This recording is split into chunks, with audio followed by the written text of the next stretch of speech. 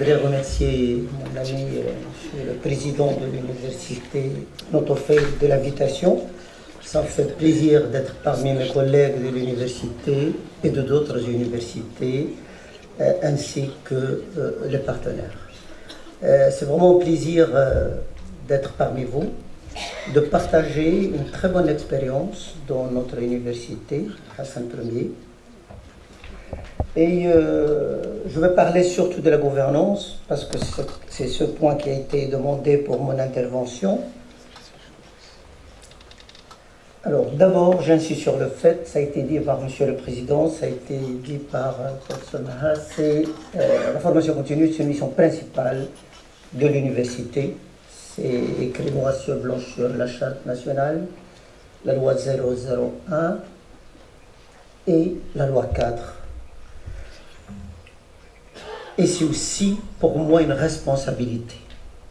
Une responsabilité plus qu'une mission, parce que nous devons contribuer dans la formation continue des cadres d'entreprise. Si on veut que notre pays se développe, on donne, on offre des ressources humaines, des lauréats, mais nous avons la responsabilité, avec tous les changements qui se font et l'évolution technologique, il est extrêmement important d'accompagner les entreprises pour qu'elles soient compétitives. Donc c'est une responsabilité importante, une responsabilité de l'université marocaine. Et il faut qu'on garde ça à l'esprit. Nous n'avons pas qu'à former des lauréats, nous avons accompagné les administrations, les entreprises, nos administrations, et c'est le rôle de l'université. Alors, le Pacte ISRI donne une importance stratégique dans l'orientation stratégique et le plan stratégique numéro 7, opérationnalisation de la formation tout au long de la vie, validation des acquis d'expérience et acquis professionnels, cadre national de certification, programme plateforme de certification ouverte au grand public et l'offre de formation continue. Donc, vous voyez l'importance de la formation continue dans la charte, la loi 01, la loi 4 et le pacte ISRI qui est mis en place au sein de l'université marocaine. Alors pour l'université Hassan Ier, il s'agit d'un enjeu pédagogique et stratégique extrêmement important. Alors, le développement de la formation continue à l'université, alors c'est un enjeu économique et stratégique important pour l'université et pour son environnement. C'est important pour notre université de développer continuellement la formation continue. Là, tout ce que nous avons acquis à travers la formation continue, je vais le montrer, c'est extrêmement important. Mais c'est aussi important pour nos partenaires, pour les administrations, les entreprises pour lesquelles nous travaillons. Donc, il impacte continuellement l'université, mais également son environnement. C'est un moyen de rapprochement extrêmement efficace entre les établissements universitaires et le milieu socio-économique. Il contribue au développement des compétences, du capital humain, aussi bien dans l'entreprise qu'au sein de l'université. Je vais vous donner quelques exemples de l'impact de la formation continue sur notre université. C'est la contribution dans le développement de l'infrastructure et de l'amélioration des équipements. Nous avons construit une cité d'innovation, parmi l'une des meilleures au Maroc, au niveau construction, au niveau équipement, en grande partie par la recette de la formation continue. Nous avons construit un centre d'accueil et de conférences avec un grand amphithéâtre, avec des salles de réunion, avec un restaurant, avec un petit hôtel de 25 chambres et 5 suites, par la recette de la formation continue. Par les 20% que l'université reçoit de la formation continue, pas de la formation tout entière.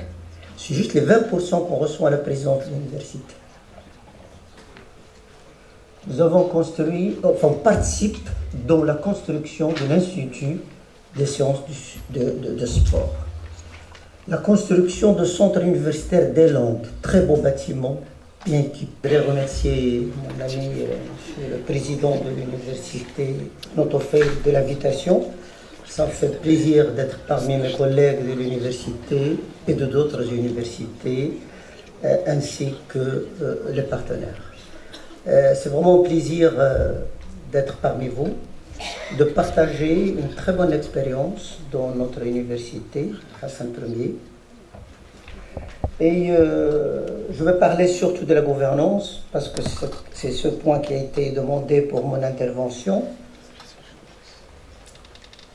Alors, d'abord, j'insiste sur le fait, ça a été dit par M. le Président, ça a été dit par Professeur Maha, c'est la formation continue, c'est une mission principale de l'université.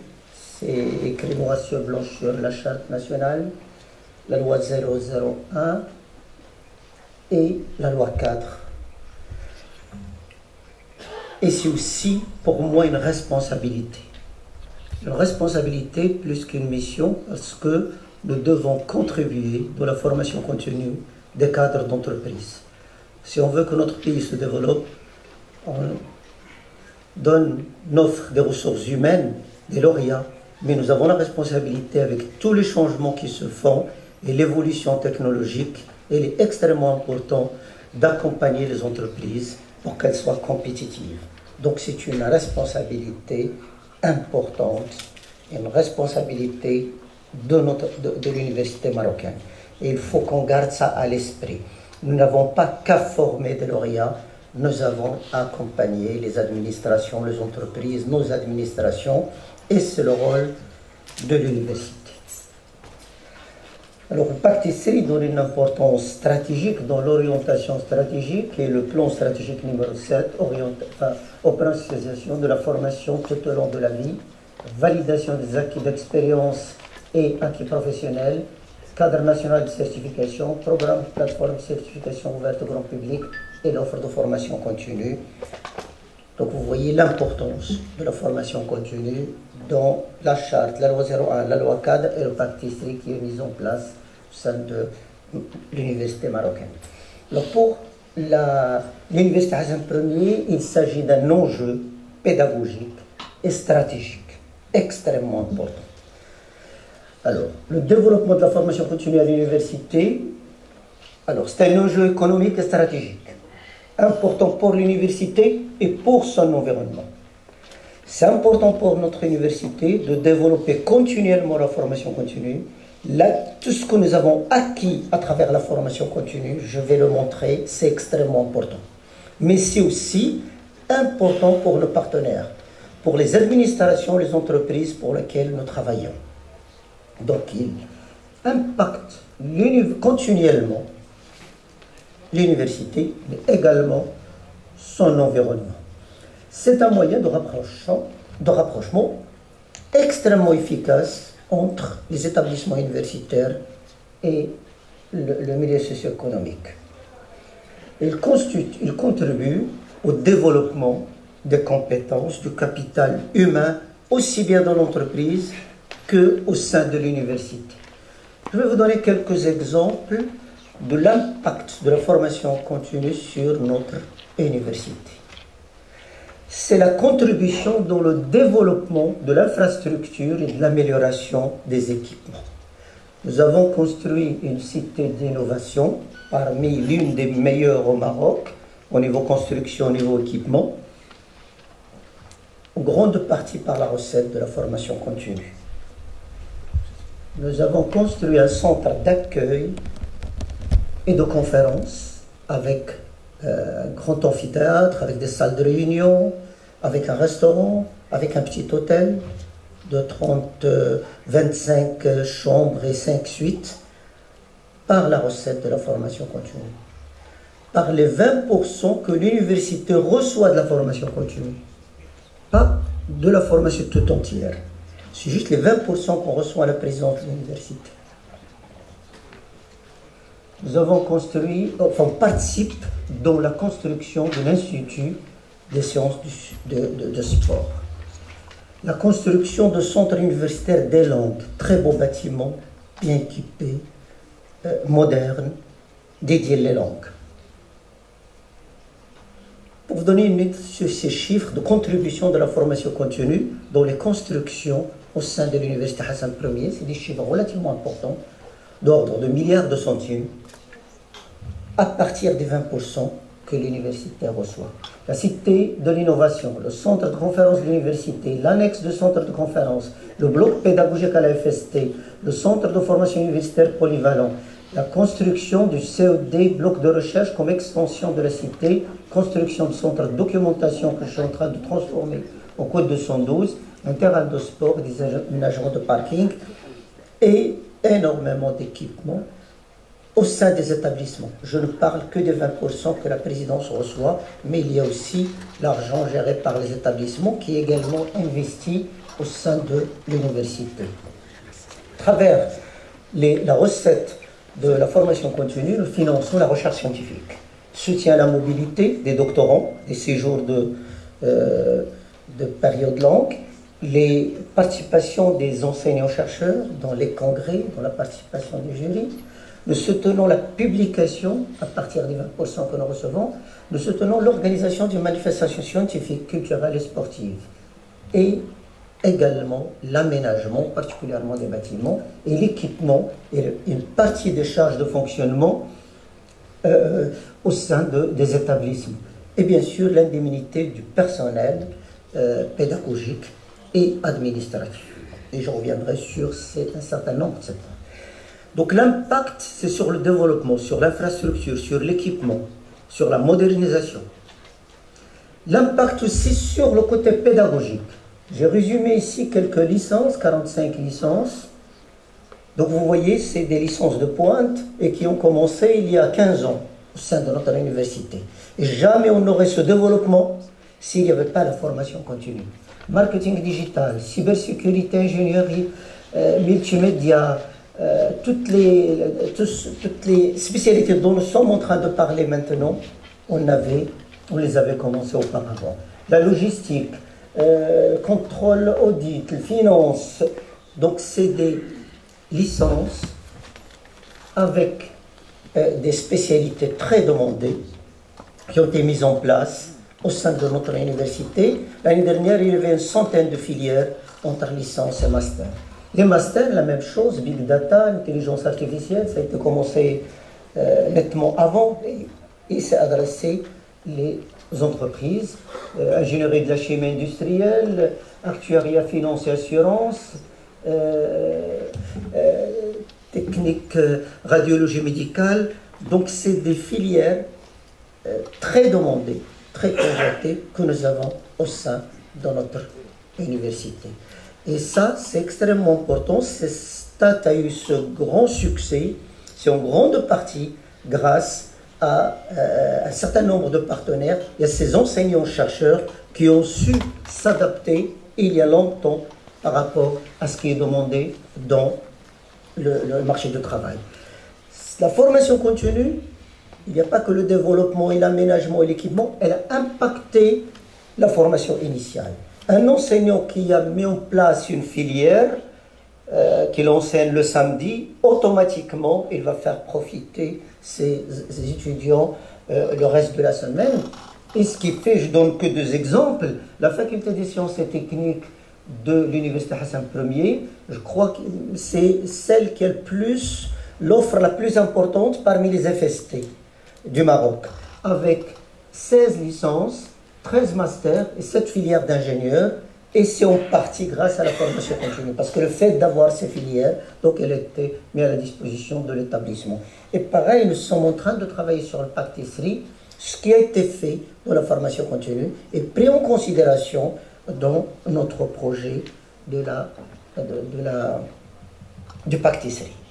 Alors, l'Institut de santé qui vient d'être créé s'est lancé dans la formation continue avec des filières très demandées, radiologues, technologues en radiologie médicale, c'est quelque chose qui est très demandé. Nous avons des médecins, nous avons des dentistes qui s'inscrivent dans cette formation continue et qui cherchent une licence au sein de l'Institut qui vient d'être créé, vient d'être installé. J'ai toujours cité un exemple. J'ai pris des étudiants avec moi en stop et je leur demandais, c'était un samedi, il faisait très chaud, donc خديتهم انا كنت طالع للانستيتيو دو سونتي نشوفوا انا ناس البنويه طالبه غاديين على رجلهم خديتهم معايا كنقول لهم اش كتقراو اليوم السبت لا فورماسيون كونتينيو où vous habitez. Moi je pensais que c'était la cité universitaire, je vais dire Agadir. Et vous venez d'Agadir pour la formation continue. Oui, ils m'ont dit parce que cette formation continue, on ne l'a pas trouvée ailleurs. Et prenez le bus. Je m'ai flashé le soir. Ils suivent la formation et ils reviennent le soir. C'est ce qu'ils m'ont raconté. Et je crois que le fait de choisir des filières très demandées, ça a énormément joué à Stade. Et ça, c'est un honneur des responsables qui étaient avant et des enseignants-chercheurs, plus d'autres. Alors, si je prends par exemple les effectifs dans un seul établissement, l'FST, l'année dernière, c'est 3000 étudiants. C'est pratiquement le même nombre que dans la formation initiale. Tellement il y a la demande. Et c'est constant, 2017-2023 que je présente. Et aussi bien en licence qu'en master. Je voudrais aussi parler de l'impact sur la ville, sur l'économie de la ville. Les photos, la photo devant la gare, le samedi. À gauche, c'est la photo devant le NCG, devant la FST. Et là, à l'entrée du campus. Donc vous voyez le nombre de voitures le samedi, vous ne pouvez pas entrer. Vous aurez des difficultés à entrer dans notre université parce qu'on a une université qui est regroupée où on a un seul accès. Et là, on a un deuxième accès pour le reste, pour les sports et l'institut de santé. On a, et jusqu'à maintenant, ça continue. Donc il y a une demande importante, aussi bien, enfin dans les différents établissements, je ne veux pas citer. Là, c'est juste des photos. J'en ai pris même le samedi dernier. C'est pratiquement les mêmes. Ça, c'est des collègues qui me l'ont transmis. Mais j'ai vérifié même il y a 15 jours, c'était la même chose. Les collègues ont travaillé sur un rapport, moi, que j'appelais une étude sur la formation continue à l'université. Ils ont fait un travail extraordinaire. Ils ont travaillé sur le besoin des entreprises. Ils ont travaillé sur pourquoi un tel étudiant choisit telle ou telle filière. Ils ont travaillé sur les horaires adaptés. Ils ont travaillé sur le lieu d'hébergement quand ils arrivent. Ils ont travaillé sur le lieu de restauration quand ces étudiants arrivent. Et combien ils dépensent, quels moyens de transport qu'ils ont pris, de quelle ville ils sont venus, quel est leur profil, est-ce qu'ils sont en contrat ou ils travaillent. Donc ils ont travaillé un très très bon rapport.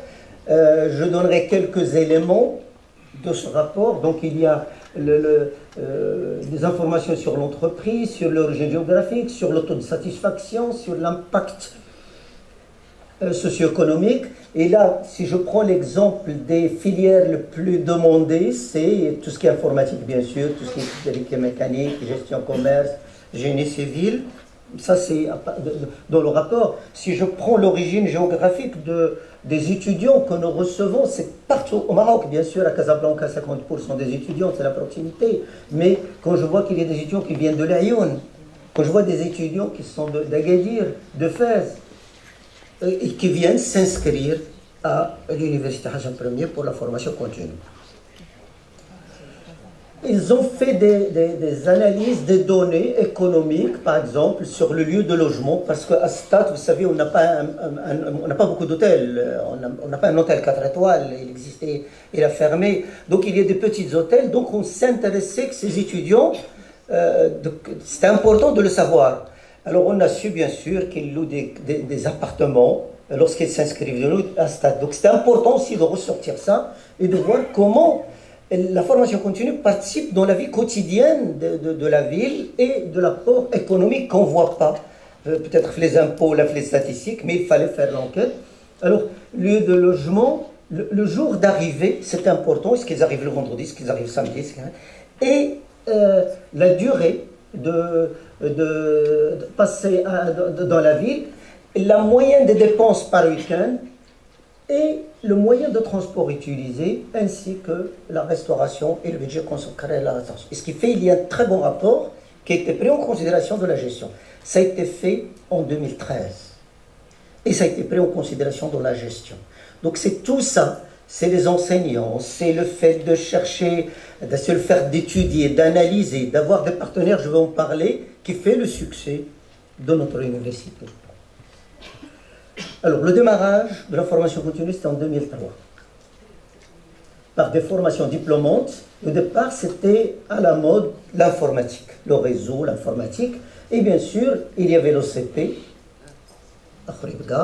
il y avait des sociétés comme l'ONE, comme ROCA qui était installée à Stade, Somaka, la Wilaya Stade. Il y avait des formations. C'est comme ça que les choses ont été initiées.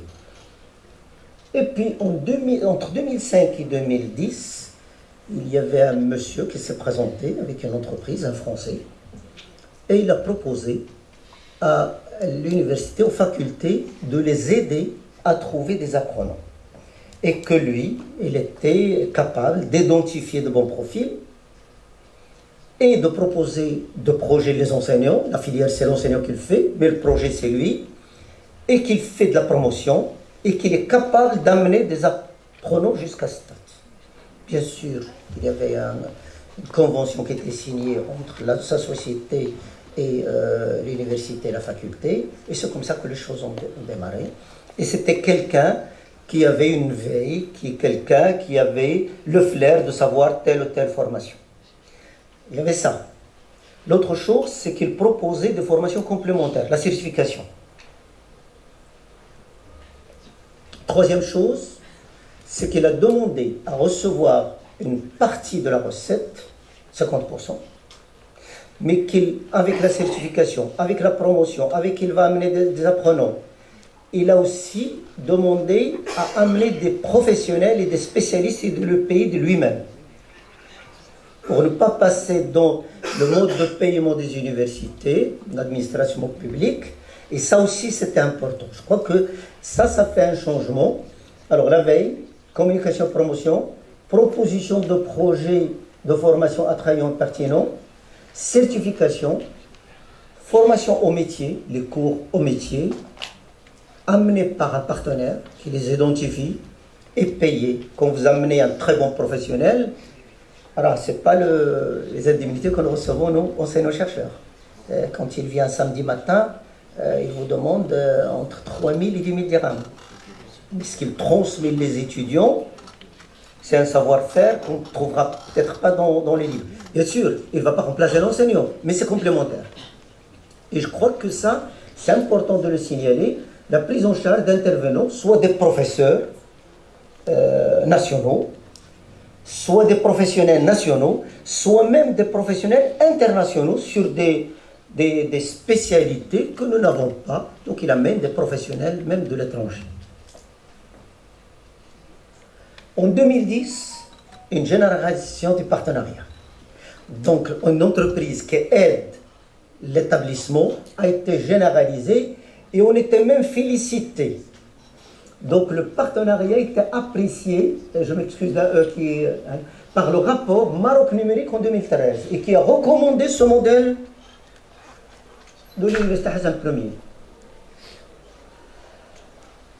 Malheureusement, la législation n'a pas suivi, ou peut-être c'est nous qui n'avons pas suivi la législation. Chacun a son repère, chacun a sa manière de l'exprimer. Donc sur la formation continue, concernant les filières, il y avait pratiquement qu'un article dans la loi 001 qui parlait les universités peuvent, dans les conditions prévues par le règlement intérieur, instaurer un diplôme d'université dans le domaine de la formation initiale et dans celui de la formation continue. Ces diplômes peuvent faire l'objet d'une accréditation par l'autorité gouvernementale, tutelle, après avis de la Commission nationale de coordination de l'enseignement supérieur précité. Le diplôme accrédité peut être reconnu équivalent au diplôme national. Donc c'est un article très intéressant pour lequel il n'y avait pas de procédure, il n'y avait pas de texte qui accompagnait, ce qui fait comment on va voir, par exemple, l'équivalence. Est-ce que c'est l'étudiant qui dépose le dossier au ministère? Est-ce que c'est l'établissement qui dépose la filière au ministère? Est-ce que ça passe par le circuit normal? Donc ça n'a pas été détaillé. Et ce qui fait ce texte important, qui nous donne le droit de, mais sur le plan pratique, il n'y avait pas un suivi qui nous permettait, nous, l'Université Hassan Ier, qui se développait à une vitesse énorme, qui avait rodé le système, le côté législatif n'a pas suivi. Deuxième point, c'est la gestion financière. Tout ce qu'on recevait, était géré, sans base juridique, sans texte, sans... D'accord, jusqu'à 2013. Alors, il y a un manque, il y a un besoin énorme. En 2013, bien sûr, je vais juste signaler quelque chose, excusez-moi mes diapositives, mais j'ai travaillé entre minuit et 3 heures du matin. J'avais cette semaine, une semaine trop chargée, le prix Moulay El Hassan, on a reçu 500 personnes. J'avais organisé le Digital Innovation avec les Chinois et les Tunisiens, donc il y avait 200 Chinois et Tunisiens et Marocains à Stade. Il fallait gérer l'hébergement, la restauration, le côté scientifique, le côté... Et la même chose pour le sport. En même temps, j'ai reçu une délégation de Portugal, une délégation de la Chine, une délégation de polonaise, et tout ça, il fallait gérer. J'ai travaillé entre minuit et 3 heures du matin pour cet exposé, avec l'aide de collègues qui m'ont transmis un certain nombre de données, ce qui fait, je m'excuse de ce genre de diapositives, mais c'est ce que j'ai trouvé disponible. Alors, un rapport de la Cour des comptes qui dit que le ministère n'a pas accompagné la formation continue, et on utilise même le terme faragh. Il y a un vide juridique. Je me réjouis que notre ministre, M. le professeur Meraoui, ait pris les choses en main. Il est en train de travailler sur le dossier, et autant que président, il nous demande justement d'aller dans ce sens-là. Et ça va être une très bonne chose. Donc nous sommes contents que notre ministère prend le dossier en main. Et autant qu'université, nous mettons toute notre expérience, nos ressources humaines, nos partenaires pour faire réussir ce grand chantier national. Alors, ce qui a été fait en 2013, puisqu'il y a un vide juridique, c'est que l'université a passé dans son conseil d'université une réglementation, passé le cahier des normes pédagogiques universitaires. Il a travaillé comme c'était la formation initiale, la réglementation, même le côté budgétaire. Elle a prévu que 10% des frais seront le fonctionnement, 10% l'investissement, 40% pour la rémunération. Il n'y avait pas encore la décision conjointe. Donc ça, c'est Ijtihad ديال Jamiat Hassan Ould.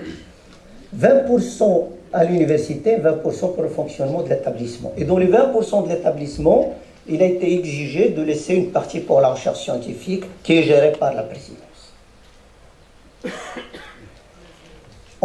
C'était en 2013. Donc, il y a un texte, en 2016, la décision conjointe. Donc, il y a un seul article, mais sur le plan pédagogique, il n'y avait rien qui a été proposé. Mais pour le côté financier, il y a une décision conjointe qui a résolu une partie du problème.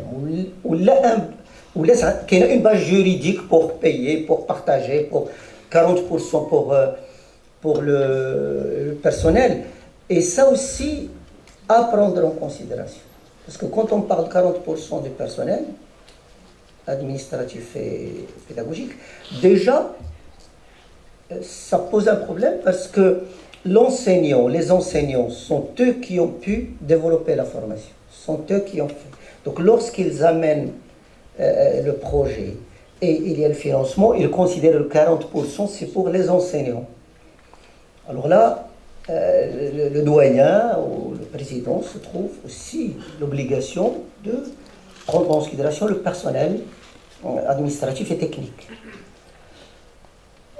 Les 40% de l'établissement, en général, ils restent pour les enseignants, mais on prend les indemnités du personnel à partir des 10% de fonctionnement, de 20% de l'établissement. Et la même chose, au niveau de la présidence, parmi les 20%, on les injecte dans la formation continue pour les indemnités du personnel, parce que ce qui est tout à fait normal qu'une université où il y a énormément d'argent qui entre, c'est normal que ça doit arriver aussi le personnel administratif et technique. C'est comme ça que c'est perçu.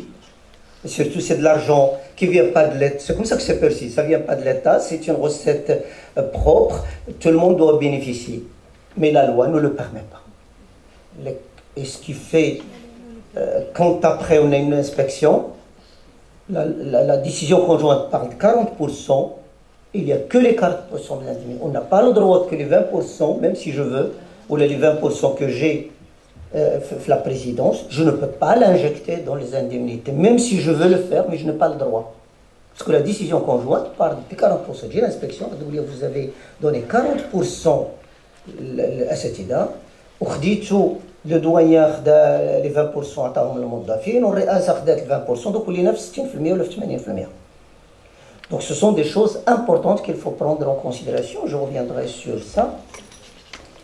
Alors l'un des problèmes, c'est que en même temps il a réglementé, mais c'était pas encore adapté à la situation. Et je comprends tout à fait le porteur du projet. Je prends un enseignant X dans notre université. Il a pu trouver une formation continue de pointe. Il a inscrit 60 étudiants. Il paye 50 000. Donc il y a 3 millions de dirhams. C'est pratiquement le budget de l'établissement.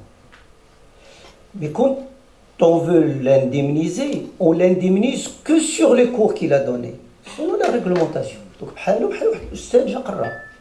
et ce qui fait le porteur de projet se trouve dans une situation, et même le doyen, parce qu'il veut promouvoir l'axe,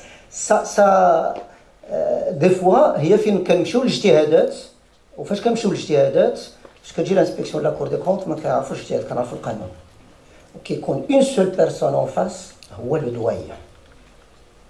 لا اللي خدا الفلوس ولا اللي شرا ولا حتى واحد ما كنعرفوا celui qui a signé باش يمشيو دوك الفلوس. Et ça c'est quelque chose qu'il faut prendre en considération, c'est ce que je dis à tout le monde. On doit nous protéger tous. Et on doit rester dans la loi tous. نجتهدوا في إطار اللي يحمينا كطالب كموظف كأستاذ وكمسؤول. Alors, l'université dans les rapports de la Cour des comptes et de l'inspection générale. Je ne vais pas le développer. Je veux vous sensibiliser sur ce point. C'est ce que nous avons fait dans notre université. Je suis content, très content, qu'avec mes collègues doyens, avec mes collègues enseignants-chercheurs, avec les commissions, avec les structures, nous avons travaillé ensemble depuis 8 mois sur ce dossier. La main dans la main, et j'allais dire même l'âme dans l'âme. Il n'y avait plus de présidents et de doyens, d'enseignants, خدمنا مجموعين. اش خصنا نديرو في هذا الشيء؟ développer la formation continue وحتى واحد فينا ما يتمس. Excusez-moi de parler de cette manière. حتى واحد فينا ما يتمس. لا اللي فات قبل منا ولا حنايا في لافنير. غير اللي فات قبل منا يقدر يقول راه ما كانش قانون. و ça n'a pas été réglementé. وما كانوش لي رابور. مي حنا في هاد لاصال on n'a plus le droit.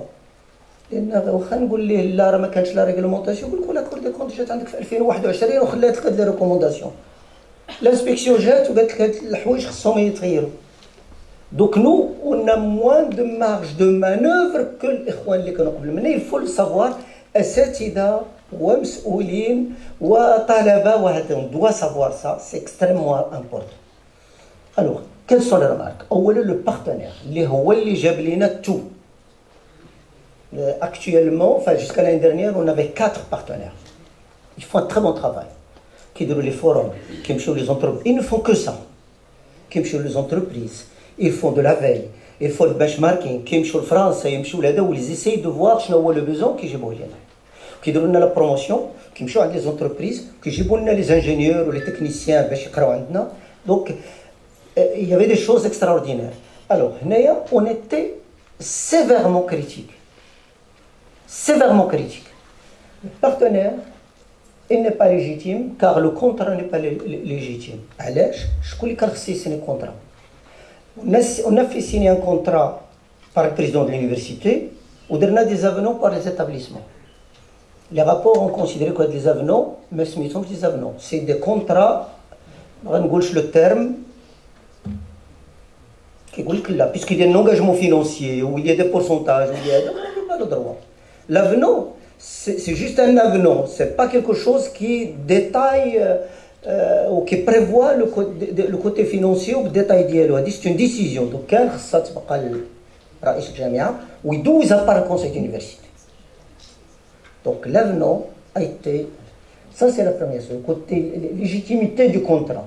Le conseil, وتطرح المشكل واش البريزيدون واش لو دويان واش لو ديريكتور لو بورسونتاج دوني للبارتنير au sein de la même université كاين اللي كيعطي 50% لو بارتنير كاين اللي كيعطيه 35 كاين اللي كان كيعطيه 30 sur quoi vous êtes basé باش تعطي لشي واحد 50% كتقول راه هو اللي كيجيب لي البيرسون راه كيجيب لي 3000 بيرسون لمون ايتابليسمون علاش عطيتي 50% علاش ماشي 5%. Donc c'est des questions qu'il faut prendre en considération et prendre en sérieux. Le paiement direct لأن تطرح المشكل إلا تخلص الطلبة للجامعة كيفاش غندير تنخلص البارتنير هما يقولوا باش نحلوا المشكل الطالب يخلص ديريكتومون الجامعة ويخلص ديريكتومون البارتنير طرحات مشكل. Vous n'avez pas le droit d'imposer à un étudiant d'aller voir une entreprise et de la payer.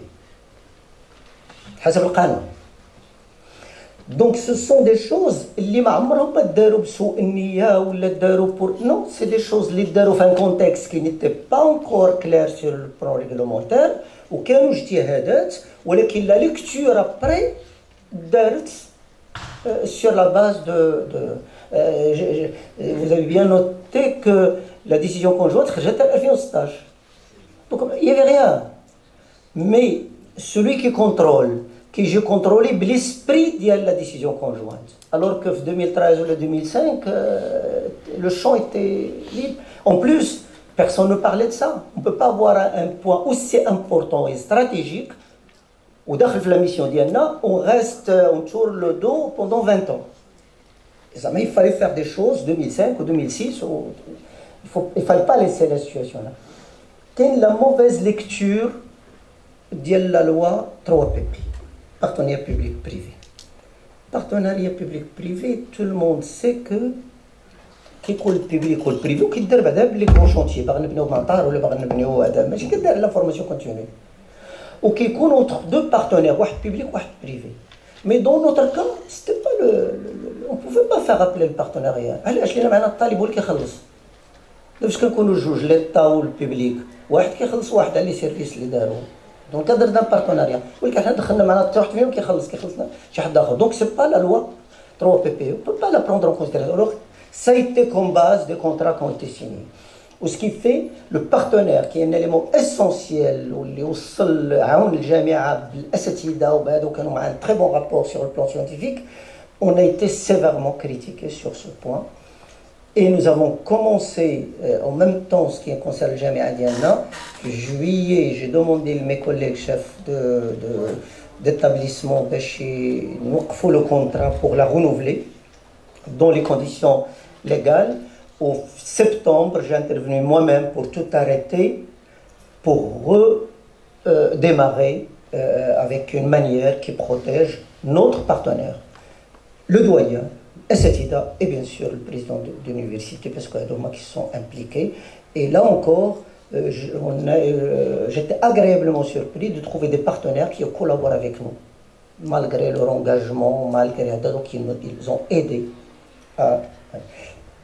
Plus que ça, ma diapositive, je viens de m'en rappeler, ils amènent même du personnel qui travaille à l'université, qui sont payés par le partenaire. Donc la veille, la promotion, la formation, mais en plus du personnel. Ça aussi, c'est un point difficile à gérer, parce qu'il y avait du personnel qui, depuis 20 ans, ou depuis 15 ans, ou l'établissement, qui travaille avec le partenaire, où il fallait lui dire le partenaire, le contrat. C'est des décisions amères, dures, vous le savez, il y a 6 établissements dans notre université, les 4 doyens et 2 présidents, et on ne peut pas laisser ça, et on ne sait pas où ça va évoluer, donc il fallait faire quelque chose. Donc c'était extrêmement important, en préservant notre capital. J'insiste sur le fait qu'avec mes collègues doyens et SETIDA, on essaie de garder le capital, la distinction de Hassan Ier, ولكن نحضيو الجميع وربي حاضينا كاملين وإلا مشينا غلطنا وجابها ربي راه غنقبلوها سي لو بري دو لا ريسبونسابيلتي.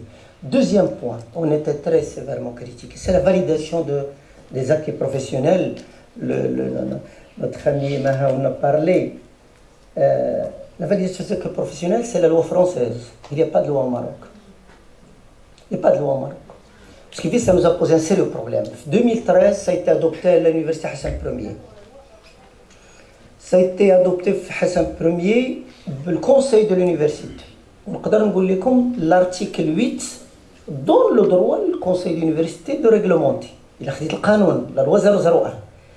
Alors, ce qui a été fait, pareil, réglementaire. La loi française le permet. J'ai participé en 2006 à une commission de validation des acquis professionnels et je voyais comment ça se passait. Mais ça a été très critiqué parce qu'il n'y a pas de loi au Maroc, donc on n'avait pas le droit de le faire. Donc, il y a des apprenants qui ont une commission interne de la filière. On considère qu'il a les compétences. Par exemple, quelqu'un travaille dans un laboratoire d'analyse médicale. Donc, les analyses de base, il les connaît. Donc, il se présente à la commission, où la commission valide qu'il peut avoir 12 modules, donc une première année. Donc, il trouve directement en Master 2. La décision d'ERT sur le conseil d'université, 2013. Comme il n'y avait pas un support sur le plan réglementaire, donc tous les rapports, les terres al-Jamia qui n'avaient pas le droit de ça. Certainement qu'il y a des abus, certainement, لأن كتعرفوا في أي حاجة في الانيسيال في أي حاجة كيكون هذا وهذا. Et ça donnait quelque chose comme quoi il fallait absolument, ce qui fait on arrêtait. On arrêtait à partir de cette année, on arrêtait les validations de ce qui est professionnel. Mais il a obtenu la licence, il a le master. Moi, il a le master, il a le deux. Il y a aussi un autre point, c'est parce qu'on voit une formation continue, ou c'est un diplôme de formation continue. Donc en principe, quand tu les conditions, où il y a un bac plus 2, donc quand il y a un étudiant bac plus 2, je peux le prendre en licence. Parce que c'est ça l'argumentation.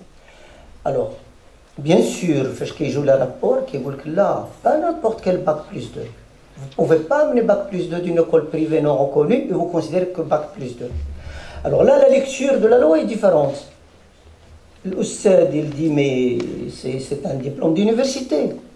Bac plus 2, je peux prendre un étudiant de n'importe quelle école. Ceux qui font des rapports, ceux qui nous contrôlent, disent non, bac plus 2, il faut qu'elle soit reconnue avant qu'il passe. Bac plus 2 a deux lectures. Wesh bac, je fais 2 années, ou là je fais 2 années et je passe le bac. Parce qu'il y a des écoles qui acceptent son bac. Alors on a des étudiants qui n'ont pas le bac. Ils ont fait 2 ans dans un institut de tourisme, par exemple, mais ils n'avaient pas le bac. Mais ils ont passé le bac. Et ils sont inscrits chez nous. Donc, on a été critiqués, on n'avait pas le droit. Ces bacs, plus 2 après. Ils sont pas, on ne peut pas les additionner, ce n'est pas 2 plus bac. Donc, vous voyez des choses auxquelles il faut faire attention. Et quand on est enseignant, quand on est parent, quand on est... Donc on gère avec un peu de loi et beaucoup de sentiments. Et je crois qu'il faut prendre ça en considération. Alors,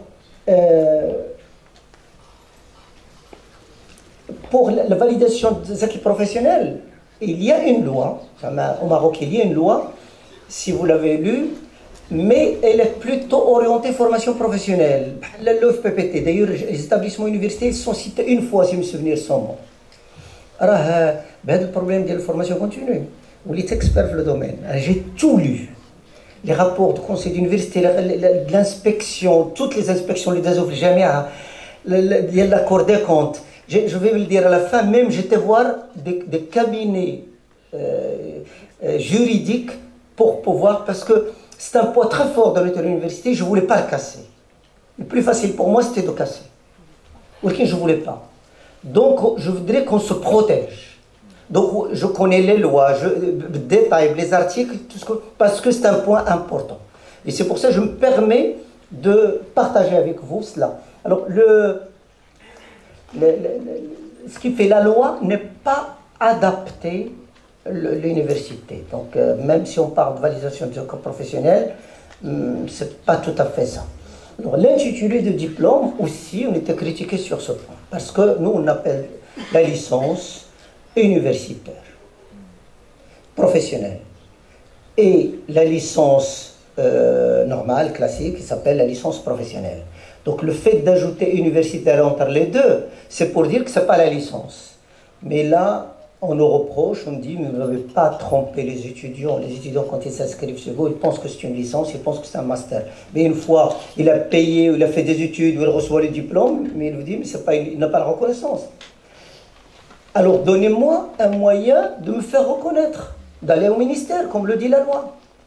Soit vous me donnez la licence, normale, parce que moi je suis venu pour la licence. Vous m'avez écrit licence universitaire professionnelle, pour moi c'est une licence normale. Alors je veux travailler, j'arrive pas à trouver du travail parce que l'État ne reconnaît pas ça. Oui, mais l'article 8 prévoit qu'il y a Comment je fais pour appliquer Donc ce point à prendre en considération. Il y a aussi un autre point qui nous ont reproché, c'est la délocalisation. Pour faciliter la tâche des étudiants, les apprenants, il y avait des centres au nom de l'université Hassan Ier qui sont ouverts à Casa ou à Rabat, de telle sorte, au lieu de faire venir les étudiants, on fait venir le prof. Et là, on était critiqué en disant que est-ce que vous avez le droit, en cas d'accident, en cas de... qui est responsable? On appelle le président de l'université Ibn Tufayl, on lui dit à Tanger, il y a un appartement, il y a quelqu'un qui est tombé, apparemment c'est un étudiant chez vous. Comment l'université Ibn Tufayl va répondre? Donc vous voyez, même le côté pédagogique qui fait la surveillance, qui fait l'absence ou la présence, qui fait donc est-ce que le cours a été fait dans les locaux de l'université, on peut. Mais tout ça, nous avons un projet, nous attendons ce qui est en train de se faire au niveau du ministère, mais nous sommes en train de sérieusement, à l'université Hassan Ier, de travailler sur un projet. On ne veut pas le sortir, on se trouve encore de la légalité. Le ministère est en train de travailler, il était prévu que septembre prochain, on commence par... Pardon, excusez-moi. Septembre prochain, on commence par la nouvelle orientation du ministère. Et ça, on est en train d'attendre. Par exemple, ce qu'on a pensé, c'est que on peut se permettre d'avoir ces délocalisations, mais à condition que ce soit une université reconnue. Maintenant, l'université Ibn Zohr ou l'université de Stade font quelque chose ensemble pour la formation continue. Là, ça peut être délocalisé, mais dans un établissement de l'État ou reconnu par l'État. Ce sont des idées sur lesquelles nous avons travaillé, au lieu d'aller dans un appartement loin. Donc, le fait de travailler sur ce dossier, personnellement, me laisse très optimiste. Qu'il y ait moyen de rectifier le tir et de garder le niveau où nous sommes. La question, c'est question de temps. Il ne faut pas qu'entre notre expérience pendant des années et la nouvelle expérience, qu'on passe beaucoup de temps. Parce que là, ça casse le dynamisme. Alors, conséquences sur les responsables, il faut absolument prendre ça en considération. Le doyen ou le directeur ou le président, et je voudrais que ce point, l'indemnisation, c'est une source de... C'est une très bonne chose, parce que ça permet à nos enseignants, à nos professeurs, d'avoir ce qu'ils méritent comme indemnité. Mais la gestion d'ILA, il y a des difficultés. Le personnel, par exemple, administratif, ceux qui sont dans la formation continue, ils sont rémunérés pas nous. Je suis en train de travailler au secrétariat ou le sport, donc je participe à la même chose. Alors quelqu'un qui est formation continue, il est indemnisé, pas moi. Donc il faut faire le partage. Quand on fait le partage, on tombe dans l'illégalité. Donc l'indemnisation, et il faut le revoir, quitte à transformer ça en prime reconnue. Il y a aussi une réflexion sur ce point, mais c'est une source de problèmes et de conflits internes. فعود ما نجيبوا شي حاجه جديده الجامعه ديالنا والليماج ديالها كتعود سورس دو كونفلي. كاين نعاود ثاني d'autres exemples que je cite. Le chef de département, il n'est pas payé. Alors il gère les filières, il est dans le conseil d'université, il est dans le conseil de la... Alors il a une petite indemnité, quelqu'un qui a une formation continue, une filière, comme des exemples, 50 000 fois 60, il y a 3 millions de dirhams. ما يحضر الكونساي ما يجمع لي الديبارتمون ما يدير لومبلوا دي طون ما يقلب على التي بي واش دار ولا ما دارش جو كروك سا il faut le prendre en considération. القضيه l'indemnisation qui est les chargés de mission qui font un travail énorme et que des fois on a du mal, on est obligé d'aller chercher dans la formation continue, d'aller chercher à droite à gauche pour rémunérer nos collègues qui font un travail extraordinaire parce que l'organigramme ne permet pas d'avoir autant de responsables. Donc voilà l'histoire d'indemnisation, enfin la responsabilité, je voulais signaler ça, mais il y a aussi le fait qu'il y a une certaine injustice qu'il faut prendre en considération.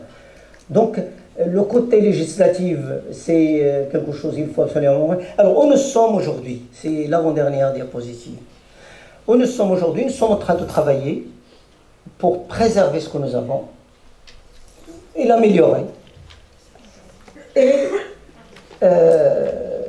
dans un cadre, prendre en considération ce qu'on est comme critique.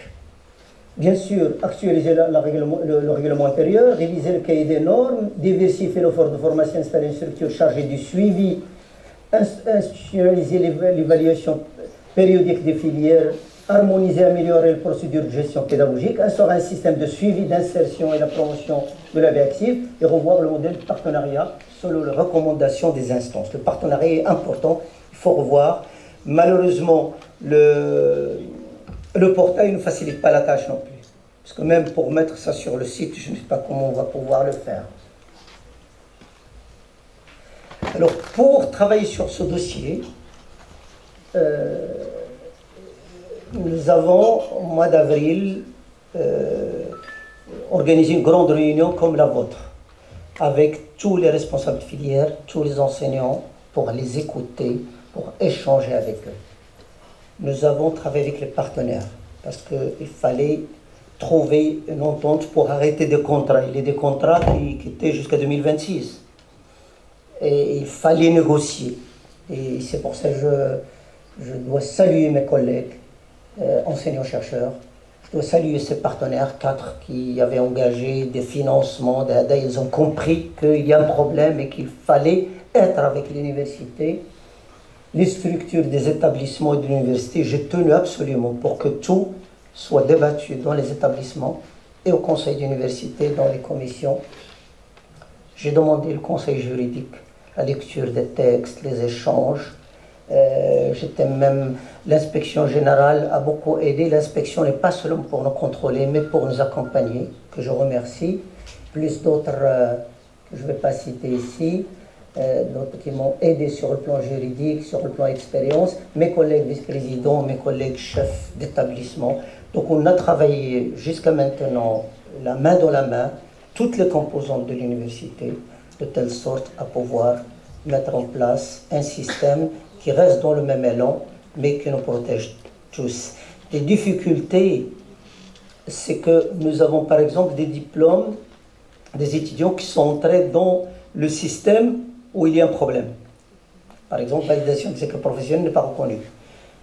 Alors maintenant, on doit leur donner le diplôme. À partir de cette année, on a arrêté. Mais ceux qu'on a reçus l'année dernière, c'est des choses encore à gérer. Mais le fait qu'on soit tous unis, c'est pour ça s'il y a un conseil à donner, c'est de rester unis. Quel que soit ce qui se passe, mais on reste unis et solidaires tous sur un dossier comme ça. Qui a énormément coûté à l'université Hassan Ier. En images, vous avez vu, vous avez suivi tout ce qui a été écrit sur ce point. C'est un point qui a beaucoup touché l'université et je trouve que c'est un peu dommage parce que c'est une université qui a fait un travail extraordinaire. Et de tout passer par le conseil d'université, nous avons tenu tout ce qui a été fait pendant 6 mois, ensemble avec les collègues. Ça a été traité dans le conseil d'université. Il a fallu 3 conseils d'université progressifs.